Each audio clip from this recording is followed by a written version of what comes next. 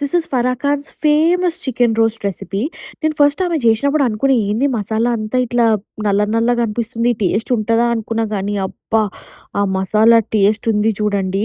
ఇది 750 grams chicken అనమాట. పెద్ద పెద్దవి 3 పీసెస్ ఉన్నాయి. ఇందులో chilli flakes, pepper powder, chopped garlic, mustard sauce, ఇంకా లెమన్ జ్యూస్, ఇంకా సాల్ట్ వీటికి కావాల్సింది ఇంతే అనమాట.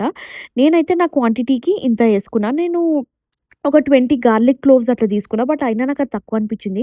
గార్లిక్ ఇంకొంచెం ఎక్కువుంటే మంచిగుంటుండేనేమో ఇంకా అని జెప్పి అనిపిచ్చింది. ఎందుకంటే ఇప్పటికే టేస్ట్ సూపరుండే. బట్ గార్లిక్ ఫ్లేవర్ ఇంకా ఉంటే ఇంకా టేస్ట్ బావుంటుండేనేమో అనిపిచ్చింది నాకు. సో, ఇవన్నీ ఏసి మంచిగా కలిపైతే పెట్టేసుకోవాలి. ఉప్పు మర్చిపోకండి. ఉప్పు లేకపోతే టేస్ట్ ఏదుండదు.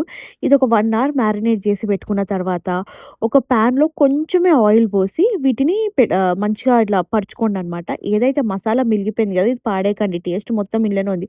దీన్ని మంచిగా చికెన్ పీస్‌లకి మళ్ళీ పెట్టేసి, నేనేదైతే గిన్నెలో కలుపుకున్నా గదా! అందులోనే కొంచెం వాటర్ పోసి అయితే ఇందులో పోసేసిన.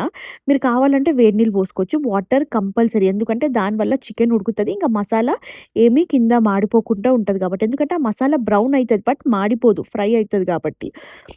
అందుకోసమని వాటర్ బోయాలి. ఇప్పుడు దీని మీద ఒక మూత పెట్టేసి, ఒక హాఫ్ అన్ అవర్ చిన్న మంట మీద ఫ్రై అయ్యేటట్టు చూడండి.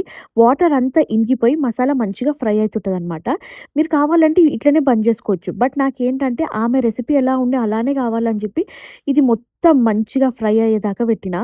ఆ కింద మసాలా టేస్ట్ ఉండే అండి. అన్నంలో కలుపుకొని తింటే క్రేజీ ఉండే. ఉట్టిగా కూడా చికెన్ అట్లా మయోనీస్‌లో పెట్టుకొని తినొచ్చు. మీకు నచ్చిందో లేదో కామెంట్‌లో చెప్పుర్రి. ట్రై చేసి మీరు గూడా నాకు.